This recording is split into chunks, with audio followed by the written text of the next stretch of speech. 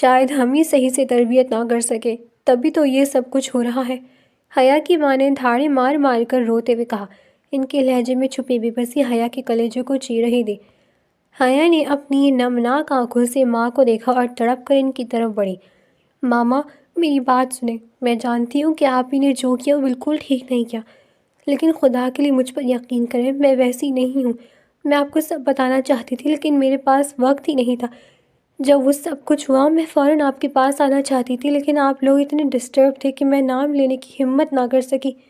مجھے ڈر تھا کہ جو رد عمل اب آپ دے رہے ہیں وہی پہلے بھی ہونا تھا، لیکن میں نے سوچا شاید آپ میری بات سمجھ جائیں گی۔ بس خاموش ہو جاؤ۔ حیا کے والد چوہدری اصغر کی آواز کمرے میں گونجی۔ وہ غصے سے بھرے ہوئے شیر کی طرح دھاڑے تھے۔ ایک لفظ بھی اب تمہارے منہ سے نہیں نکلنا چاہیے۔ میں نے پہلے تمہارے رشتے کی بات کہیں اور کی ہوئی تھی، لیکن اب جو شادی مہینوں بعد ہونی تھی وہ کل ہی ہوگی۔ کل ہی تمہارا نکاح پڑھا کر تمہیں اس گھر سے رخصت کر دوں گا۔ حیا نے حیرت اور خوف کی ملی جلی کیفیت سے اپنے باپ کو دیکھا۔ نہیں نہیں بابا، آپ میرے ساتھ ایسا کیسے کر سکتے ہیں؟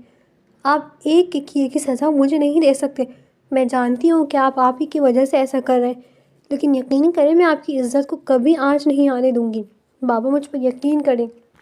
وہ تڑپ کر اپنے باپ کے پیروں میں گر گئی تھی، لیکن چودھری صاحب کا دل پتھر ہو چکا تھا۔ انہوں نے حقارت سے اپنی بیٹی کو دیکھا، اسے نظر انداز کیا اور کمرے سے باہر نکل گئے۔ حیا کی ماں نے ایک آخری نظر اس پہ ڈالی جس میں دکھ بھی تھا اور بیگانگی بھی، اور وہ بھی کمرے کا دروازہ بند کر کے چلی گئی۔ حیا وہیں فرش پر بیٹھی سسکتی رہی۔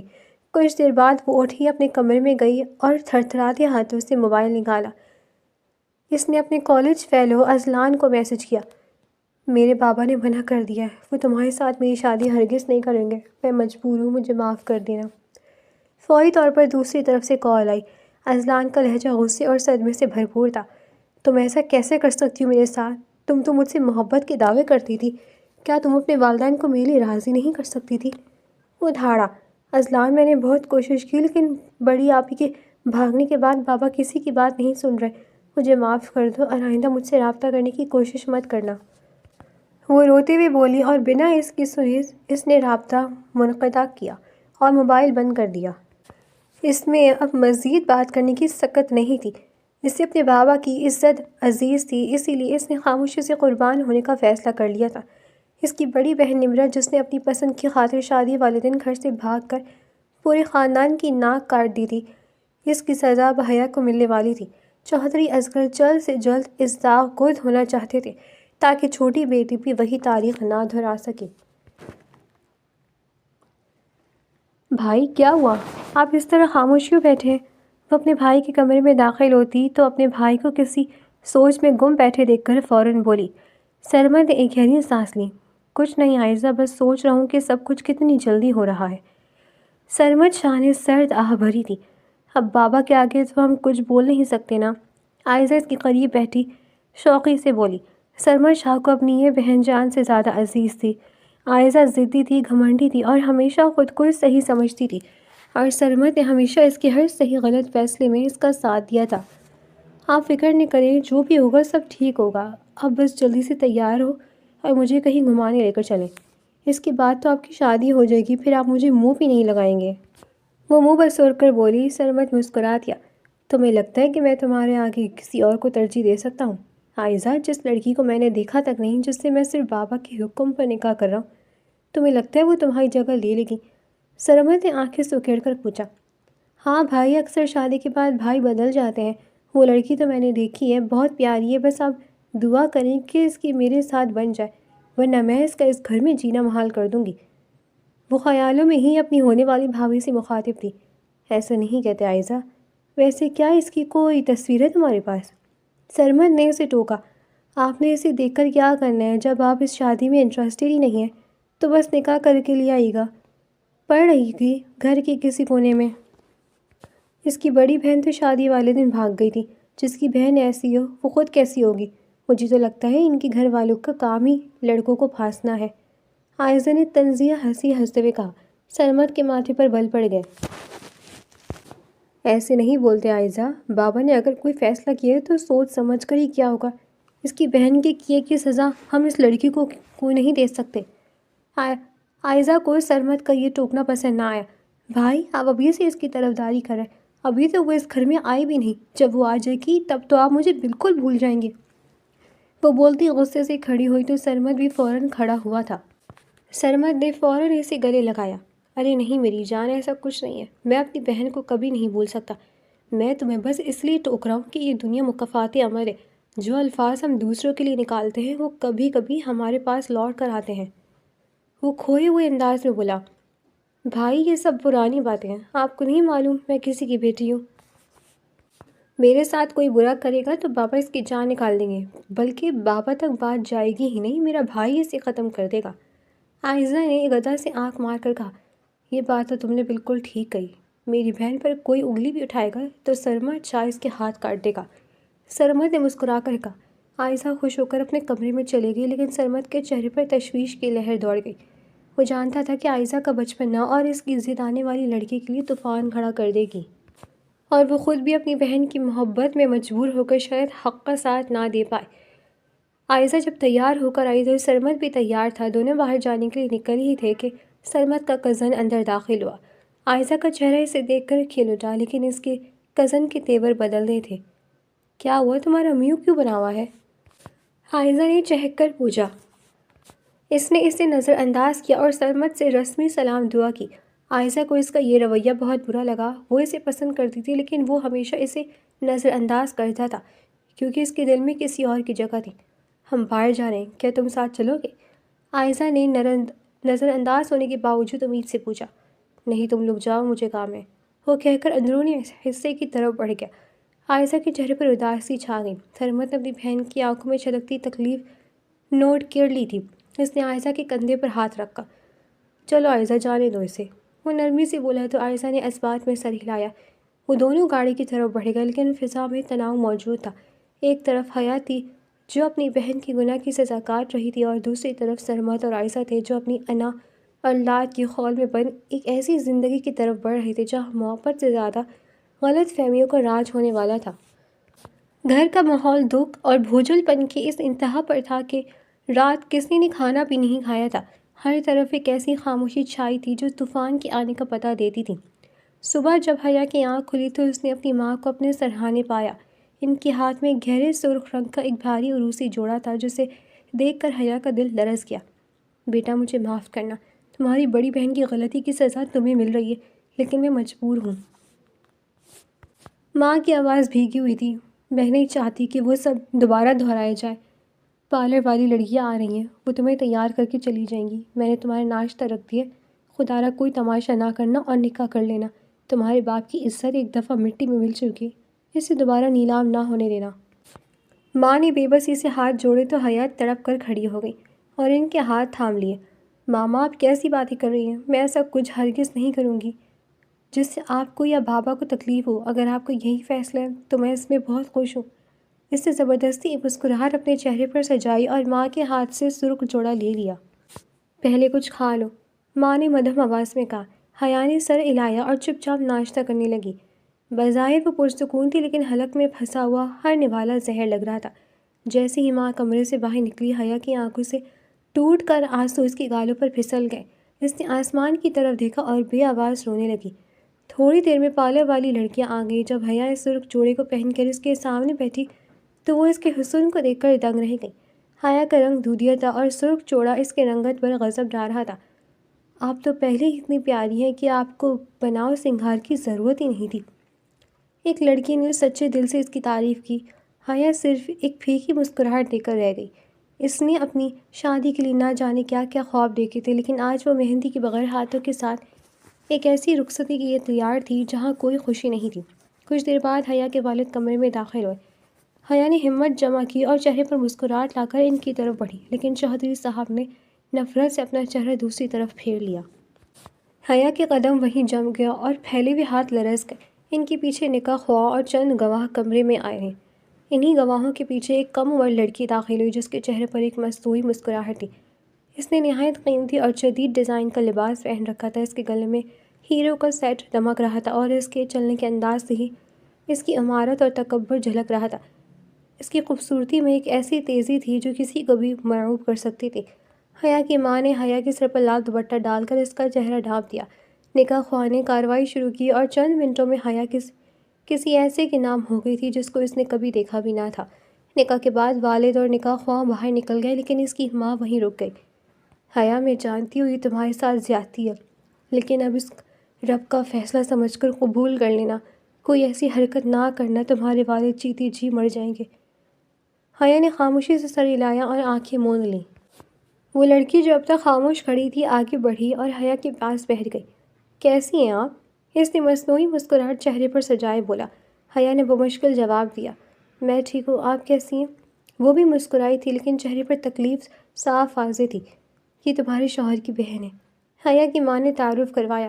وہ مزید بات کرنا چاہتی تھی، لیکن حیا کی خاموشی دیکھ کر وہ بھی اپنا موبائل نکال کر اسکرول کرنے لگی۔ اچانک حیا کا قریب پڑا موبائل زور زور سے رنگ کرنے لگا۔ اسکرین پر لائف لائن لکھا چمک رہا تھا اور ساتھ ہی اذلان کی تصویر بھی واضح تھی۔ اس لڑکی نے جیسے ہی وہ نام دیکھا، اس کا رنگ غصے سے متغیر ہو گیا۔ وہ فوراً وہاں سے اٹھی اور نفرت بھری نظروں سے حیا کو دیکھ کر کمرے سے باہر نکل گئی اور اپنے بھائی کے پاس آ کر بیٹھ گئی۔ رخصتی کا وقت آیا، حیا کو بوجھل دل کے ساتھ شاہ ولا لایا گیا۔ جیسے ہی حیا نے گھر میں قدم رکھنا چاہا، عائزہ کی آواز کسی دھماکے کی طرح گونجی، رک جاؤ! حیا دہل گئی۔ وہ لڑکی جو ابھی تھوڑی دیر پہلے اتنی نرمی سے بات کر رہی تھی، اب اس کے لہجے میں زہر تھا۔ اذلان! اذلان! عائزہ نے چیخ کر پکارا۔ حیا حیرت سے سوچنے لگی کہ عائزہ اذلان کو کیوں بلا رہی ہے؟ کیا وہ اسے جانتی ہے؟ تھوڑی ہی دیر میں سیڑھیوں سے ایک نوجوان اتر آیا۔ یہ وہی اذلان تھا جس سے حیا محبت کرتی تھی۔ حیا اور اذلان کی نظریں جیسے ہی ٹکرائی، دونوں کی قدم ساکت ہو گیا۔ ایک دوسرے کو یوں دیکھتا پا کر عائزہ کا غصہ ساتویں آسمان پر پہنچ گیا۔ دیکھا بھائی؟ عائزہ نے سرمد شاہ کی طرف رخ کرتے ہوئے چیخ کر کہا، میں نے کہا تھا نا کہ جس کی بڑی بہن بھاگی ہو وہ خود کیسی ہوگی؟ آپ کی اس نئی نویلی بیوی کے موبائل میں اذلان کا نمبر لائف لائن کے نام سے سیو ہے۔ تمہیں میرا کزن ہی ملا تھا پھنسانے کے لیے؟ اور ہاں، تم لوگوں کا تو کام ہی یہی ہے، امیر لڑکوں کو پھانسنا۔ اور پھر عائزہ کے الفاظ کسی نشتر کی طرح حیا کے دل میں اتر رہے تھے۔ عائزہ غصے میں پیر پٹکتی اپنے کمرے میں چلی گئی اور دروازہ زور سے بند کر دیا۔ سرمد شاہ کا چہرہ غصے سے تمتما رہا تھا۔ اس نے ایک نظر اذلان کو دیکھا جس نے شرمندگی سے سر جھکا لیا تھا، اور دوسری نظر حیا کو دیکھا جس کے آنسو رکنے کا نام نہیں لے رہے تھے۔ سرمد شاہ کے والد کسی ضروری کام سے باہر جا چکے تھے۔ گھر میں اب صرف سرمد، اس کی بہن اور اذلان تھے۔ اذلان جو سرمد کے چچا کا بیٹا تھا اور حال میں ہی بیرون ملک سے تعلیم مکمل کر کے واپس آیا تھا۔ سرمد شاہ نے ایک لفظ بھی نہ کہا۔ اس نے آگے بڑھ کر سختی سے حیا کا ہاتھ پکڑا اور اسے گھسیٹتے ہوئے سیدھا اپنے کمرے کی طرف لے گیا۔ حیا کو احساس ہو گیا تھا کہ اس کی زندگی اب اس جہنم میں تبدیل ہونے والی ہے جس کا اس نے کبھی تصور بھی نہیں کیا تھا۔ سرمد شاہ نے اسے کمرے میں لا کر چھوڑا اور خود باہر نکل گیا۔ سرمد شاہ کے باہر نکلتے ہی کمرے کا دروازہ ایک زوردار دھماکے سے بند ہوا جس کی گونج حیا کے دل کے پار نکل گئی۔ وہ ساکت کھڑی رہی تھی جیسے روح جسم کا ساتھ چھوڑ گئی ہو۔ اس نے دھندلائی ہوئی آنکھوں سے اس کمرے کا جائزہ لیا جو آج سے اس کا مقدر تھا۔ کمرہ اپنی سجاوٹ میں بالکل سادہ اور پروقار تھا، لیکن وہاں موجود فرنیچر، دیوار پر لگی پینٹنگز اور ریشمی پردوں کی نفیس چمک پکار کر کہہ رہی تھی کہ یہ کسی معمولی انسان کا نہیں بلکہ بااثر شاہوں کا مسکن ہے۔ اشیاء کی اس شاہانہ قیمت اور اپنی بے معنیگی کا احساس اسے مزید توڑ گیا۔ اسے لگا جیسے وہ اس بیش قیمت کمرے میں ایک ایسی شے ہے جس کی کوئی اہمیت نہیں۔ اس کے قدموں میں جان نہ رہی۔ وہ آہستہ آہستہ وہیں فرش پر ڈھیر ہوتی چلی گئی۔ سرخ روسی جوڑا جو خوابوں کی علامت ہوتا ہے، آج اسے ایک بوجھ محسوس ہو رہا تھا۔ اس نے اپنے دونوں ہاتھوں سے چہرے کو چھپا لیا اور ضبط کے تمام بندھن ٹوٹ گئے۔ آنسو اب تھمنے کا نام نہیں لے رہے تھے۔ وہ بوند بوند کر کے اس کے گالوں سے ہوتے ہوئے قیمتی لباس پر گر کر جذب ہو رہے تھے۔ وہ خاموشی سے سسک رہی تھی۔ اس کا وجود دکھ کی شدت سے کانپ رہا تھا۔ اس سے اپنی بہن کی بے وفائی، باپ کی بے رخی اور اب یہاں ملنے والی اس پہلی سوغات نے اندر سے کھوکھلا کر دیا تھا۔ اس عالیشان کمرے کی خاموشی حیا کے رونے کی آواز سے بھوجل ہو گئی تھی، مگر وہاں اس کے آنسو پوچھنے والا کوئی نہ تھا۔ سرمد عائزہ کے کمرے میں داخل ہوا تو وہ پھوٹ پھوٹ کر رو رہی تھی۔ اسے روتا دیکھ کر سرمد کا دل پگھلنے لگا۔ عائزہ میری جان، پرسکون ہو جاؤ۔ سرمد نے اس کے سر پر ہاتھ رکھا۔ عائزہ نے تڑپ کر سرمد کا ہاتھ ہٹایا۔ کیسے پرسکون ہو جاؤ بھائی؟ میں جس اذلان کو پسند کرتی ہوں اسے آپ کی بیوی لائف لائن لکھتی ہے وہ اسے پسند کرتی ہے، میں اس لڑکی کو کبھی نہیں چھوڑوں گی، اس نے میری خوشیاں چھیننے کی کوشش کی ہے۔ وہ چیخیں، عائزہ وہ میری بیوی ہے، شاید تمہیں کوئی غلط فہمی ہوئی ہو۔ دیکھو اگر وہ اسلان کو پسند کرتی تو وہ اس نکاح کے لیے کبھی ہاں نہ کرتی۔ سرمد نے سنجیدگی سے کہا، نہیں بھائی، آپ اس کی معصومیت پر مت جائیں، وہ چالاک ہے۔ عائزہ نے نفرت سے کہا، ٹھیک ہے اگر تمہیں شک ہے تو چلو میرے ساتھ، ہم ابھی سب کلیئر کریں گے، وہ تمہارے سامنے سچ بولے گی۔ سرمد نے اسے حوصلہ دیا۔ عائزہ نے پہلے تو صاف منع کر دیا کہ وہ اس گھٹیا لڑکی کی شکل نہیں دیکھنا چاہتی، لیکن سرمد کے بار بار اصرار پر وہ اٹھ کھڑی ہوئی۔ ٹھیک ہے، لیکن اگر سچ وہی نکلا جو میں کہہ رہی تو آپ کو میرا ساتھ دینا ہوگا، عائزہ نے کہا تو سرمد نے اس بات میں سر ہلایا اور دونوں سرمد شاہ کے کمرے کی طرف بڑھے۔ سرمد اور عائزہ کمرے میں داخل ہوئے۔ حیا جو ابھی تک فرش پر بیٹھی تھی انہیں دیکھ کر بدحواسی میں کھڑی ہو گئی۔ عائزہ کی آنکھوں میں حقارت اور غصے کی چمک دیکھ کر وہ سہم گئی۔ تمہاری ہمت کیسے ہوئی اسلان کا نمبر اس نام سے سیو کرنے کی؟ عائزہ کمرے میں قدم رکھتے ہی دھاڑی۔ میں وضاحت کر سکتی ہوں، اسلان میرا کلاس فیلو تھا، مجھے نہیں معلوم تھا کہ وہ آپ کا کزن ہے، اور وہ کانپتی آواز سے بولنے لگی، خاموش ہو جاؤ۔ عائزہ نے اس کی بات کاٹی، کلاس فیلو تھا یا تمہارا کوئی اور رشتہ؟ تم جیسی لڑکیاں جن کی بہنیں گھر سے بھاگ جائے وہ پیار کے نام پر ایسے ہی ڈرامے کرتی ہیں۔ تم نے جان بوجھ کر اسلان کو پھنسایا تاکہ امیر گھرانے میں قدم جما سکو۔ عائزہ کہنے پر حیا نے اپنے لب بھیجے، آپ میری بہن کا نام بیچ میں مت لائیں، میرا اور اسلان کا جو بھی تھا وہ اب ختم ہو چکا ہے، میں نے اپنے باپ کی عزت کی خاطر یہ نکاح قبول کیا ہے۔ حیا کی انا کو ٹھیس پہنچی تو اس نے بھی بولنا شروع کیا۔ عائزہ نے طنزیہ قہقہ لگایا، عزت؟ تمہارے خاندان کی میں عزت نام کی کوئی چیز بھی ہے؟ عائزہ بھی کہاں خاموش رہنے والوں میں سے تھی۔ سرمد جو اب تک خاموشی سے یہ سب دیکھ رہا تھا اس کا صبر جواب دے گیا۔ اس سے اپنی بہن کی تذلیل برداشت نہیں تھی۔ اس نے حیا کی طرف قدم بڑھایا اور اسے بالوں سے دبوچ کر گھسیٹتے ہوئے عائزہ کے عین سامنے کھڑا کر دیا۔ میری بہن سے معافی مانگو۔ سرمد کی آواز میں ایسی سختی تھی کہ کمرے کی دیواریں لرز گئیں۔ حیا نے کرب سے سرمد کا ہاتھ ہٹانے کی کوشش کی اور ناسمجھی سے ان دونوں کو دیکھنے لگی۔ معافی کس لیے؟ میں تو ان کو جانتی بھی نہیں، میرا مطلب ہے مجھے نہیں معلوم تھا کہ آپ کی بہن کون ہے اور ان کا اسلان سے کیا تعلق ہے، میرا کوئی قصور نہیں ہے۔ ابھی اس معصوم نے اتنا ہی کہا تھا کہ جب عائزہ نے حیا کے منہ پر ایک زوردار تھپڑ مارا۔ تھپڑ کی گونج پورے کمرے میں سنائی تھی۔ نہیں جانتی پر اب ضرور جان جاؤ گی کہ عائزہ شاہ سے دشمنی کی قیمت کیا ہوتی ہے۔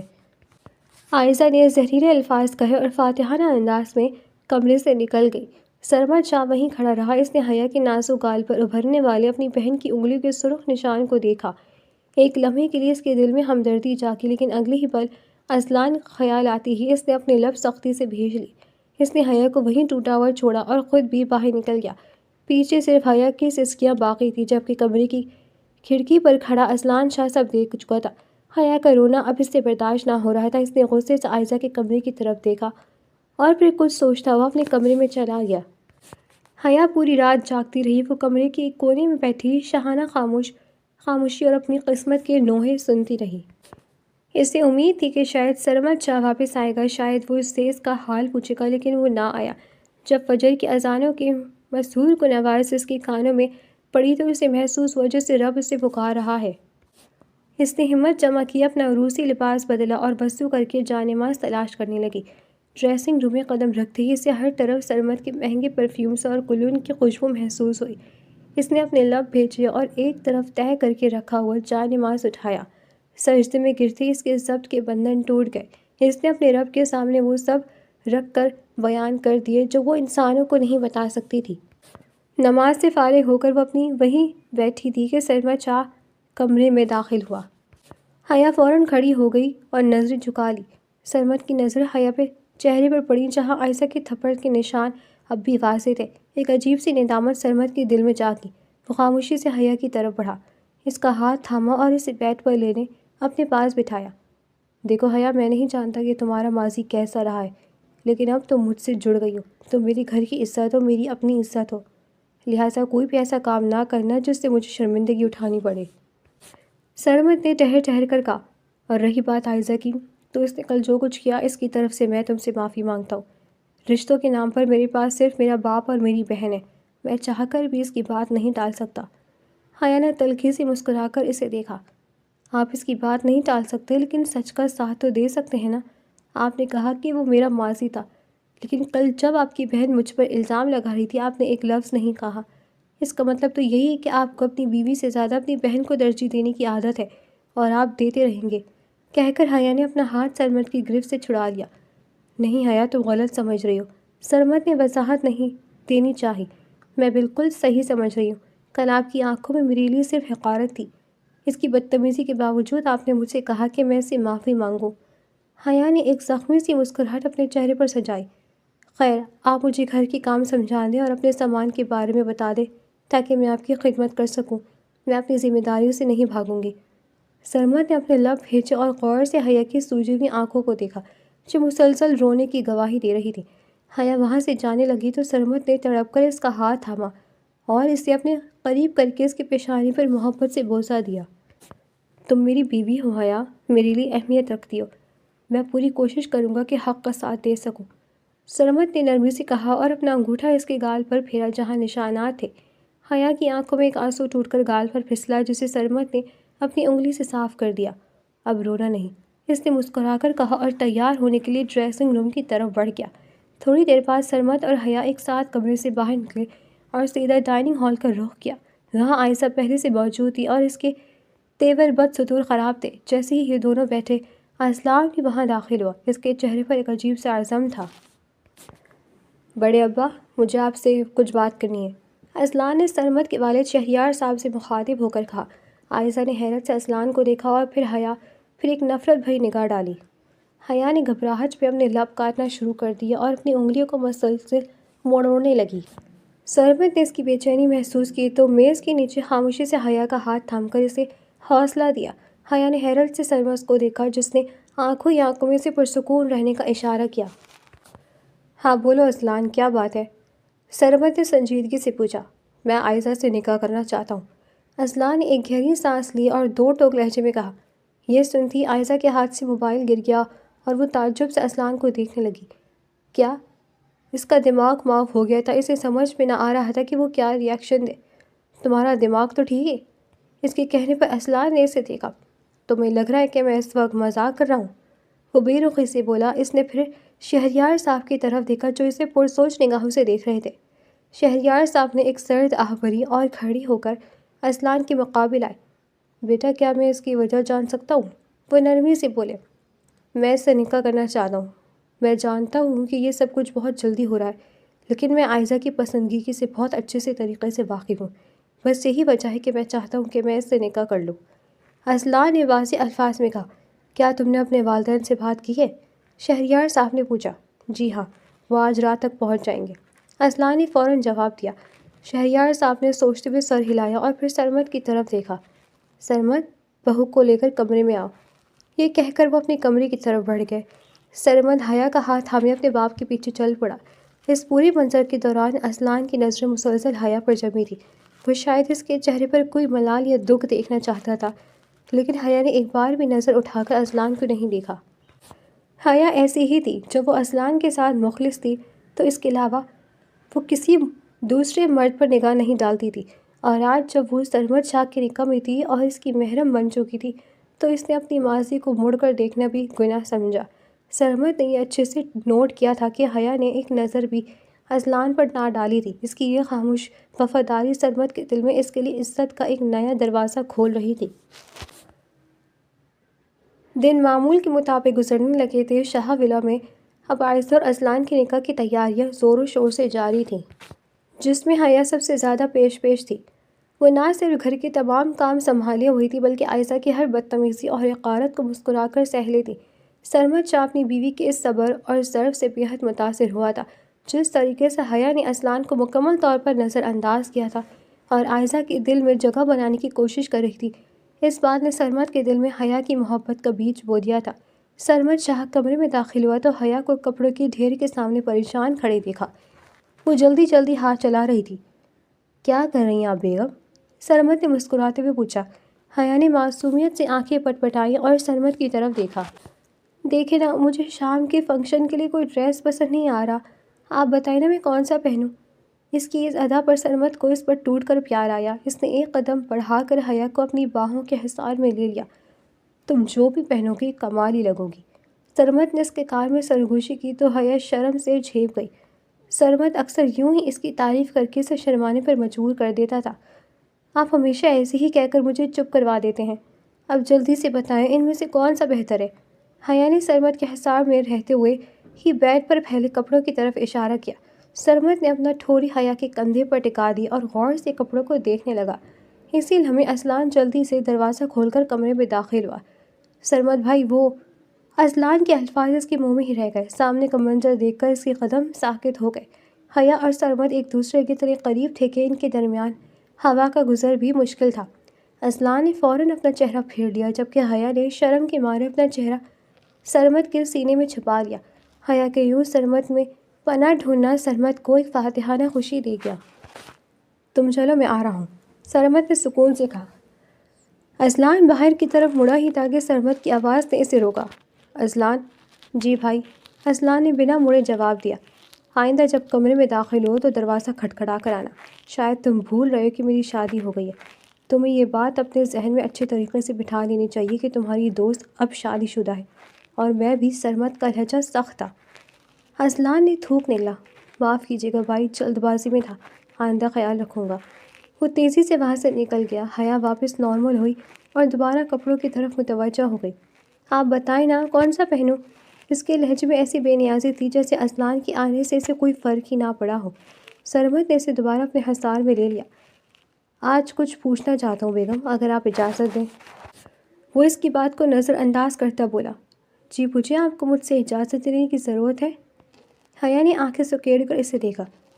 شاید تمہیں میری بات سے تکلیف ہو، سرمد نے کہا تو حیا نے حیرت سے اسے دیکھ کر اثبات میں سر ہلایا۔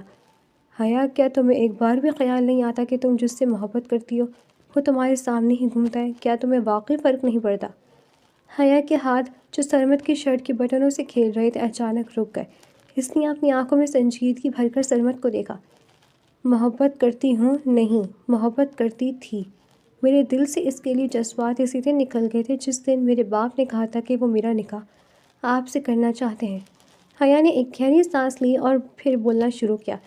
میں جانتی ہوں میں اس سے محبت کی دعوے دار تھی، لیکن میں نے اس سے پہلے ہی کہہ دیا تھا کہ اگر میرے والدین نہ مانیں تو میرے دل سے تمہارا نام مٹنے میں ایک پل لگے گا۔ محبت کوئی ایسی زنجیر نہیں جو انسان کو اپنوں کے مد مقابل کھڑا کر دے۔ محبت وہ پاکیزہ جذبہ ہے جو رب کی رضا اور والدین کی عزت میں ڈھل کر مزید نکھر جاتا ہے۔ جب کسی رشتے کی بنیاد میں والدین کی دعا نہ ہو تو وہ دل میں بوجھ بن جاتا ہے، اور میں نے اس بوجھ کو اتار پھینکا ہے۔ اب میری دل کی زمین پر صرف آپ کا نام درج ہے کیونکہ آپ میرے محرم ہیں، میرے نصیب ہیں۔ سرمد نے عقیدت سے حیا کے پیشانے پر بوسہ دیا۔ اتنا وقت دے دیا میں نے تمہیں، اب تو مجھ سے محبت ہو گئی ہوگی۔ حیا نے شرارت سے آنکھیں سکیڑیں اور اسے پیچھے دھکیلا۔ جی نہیں، مجھے آپ سے بالکل محبت نہیں ہوئی۔ وہ ایک جوڑا اٹھا کر ڈریسنگ روم کی طرف بھاگی۔ اچھا بیگم، محبت نہ صحیح، اٹریکشن تو ہو ہی گئی ہوئی نا؟ سرمد بھی اس کے پیچھے ڈریسنگ روم میں داخل ہو گیا اور دروازہ بند کر دیا۔ نہیں، بلکہ بھی نہیں ہوئی۔ وہ فوراً بولی۔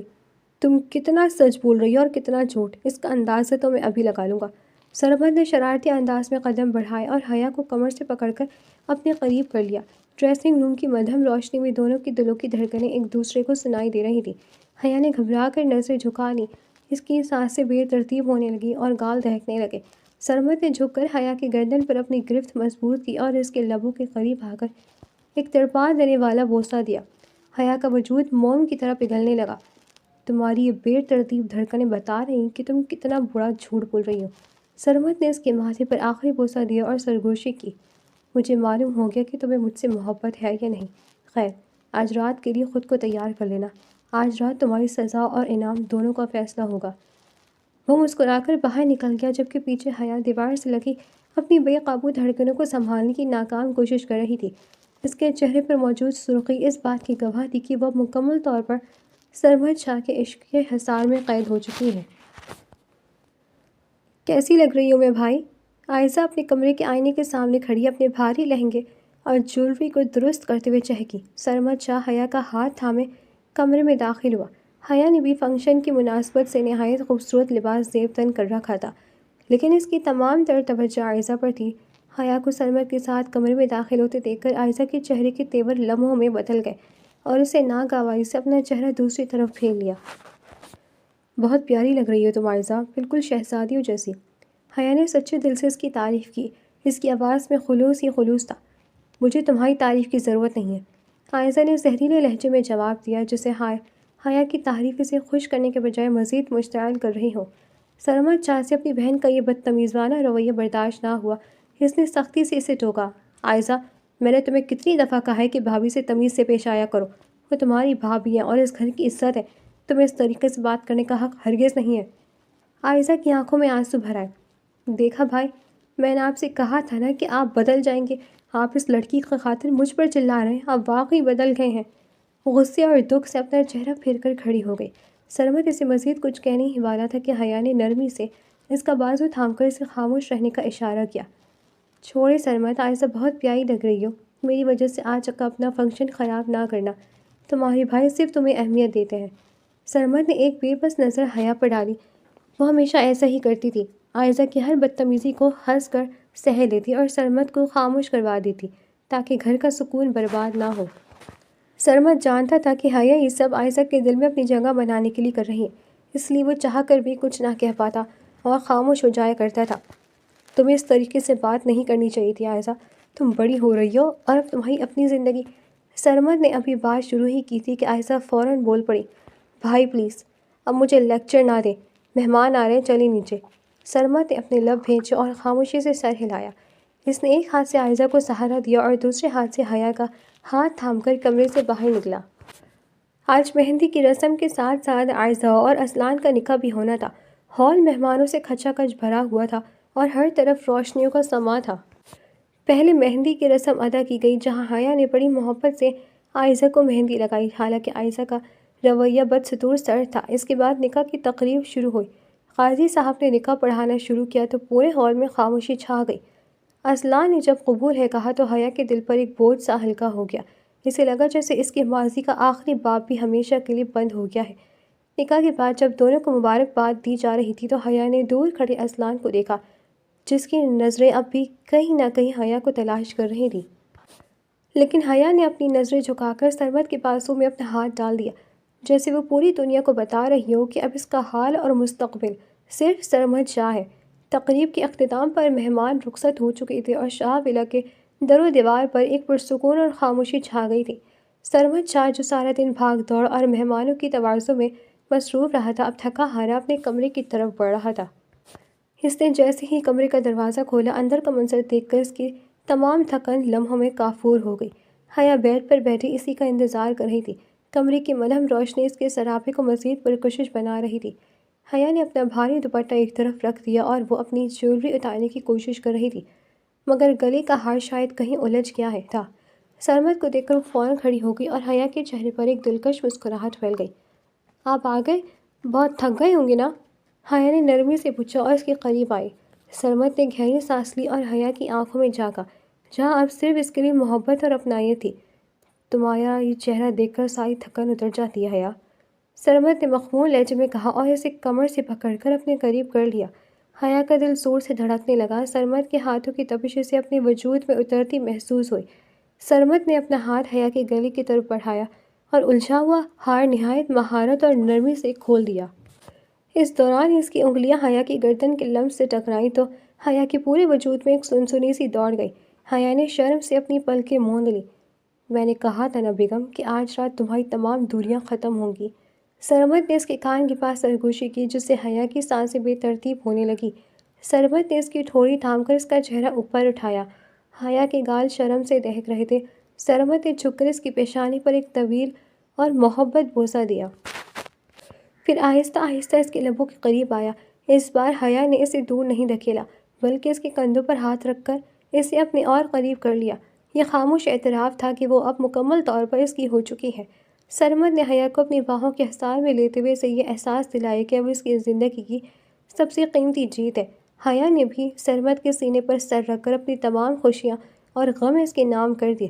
وہ رات ان کی زندگی کا ایک نیا اور خوبصورت آغاز تھی، جہاں اب صرف پیار، اعتبار اور ایک دوسرے کا ساتھ تھا۔ صبح جب حیا کی آنکھ کھلی تو سرمد کمرے میں موجود نہیں تھا۔ وہ جانتی تھی کہ گھر میں مہمانوں اور کام کی وجہ سے وہ جلدی اٹھ گیا ہوگا۔ حیا جیسے ہی فریش ہو کر واش روم سے باہر نکلی، سامنے ہی سرمد کو اپنا انتظار کرتے پایا۔ معاف کرنا حیا، صبح بابا نے کسی ضروری کام سے بلا لیا تھا، اس لیے میں جلدی چلا گیا۔ سرمد نے اٹھ کر حیا کو اپنی باہوں کے حصار میں لیتے ہوئے کہا۔ حیا اس کی قربت پر مسکرا دی۔ سرمد، مجھے آپ سے ایک بات کرنی تھی، حیا نے سنجیدگی سے کہا۔ سرمد نے اس کا رخ اپنی طرف کیا اور غور سے اس کا چہرہ دیکھنے لگا۔ ہاں بولو، میں سن رہا ہوں۔ میں ایک دفعہ اذلان سے بات کرنا چاہتی ہوں، اگر آپ اجازت دیں تو۔ حیا نے نظریں جھکا کر کہا۔ سرمد کو حیرت ہوئی کیونکہ حیا نے آج تک اس سے کچھ نہیں مانگا تھا، اور آج مانگا بھی تو اذلان سے بات کرنے کی اجازت۔ ٹھیک ہے، وہ اپنے کمرے میں ہی ہے، کہو تو میں اسے یہیں بلا لیتا ہوں۔ سرمد نے فراخ دلی سے پوچھا۔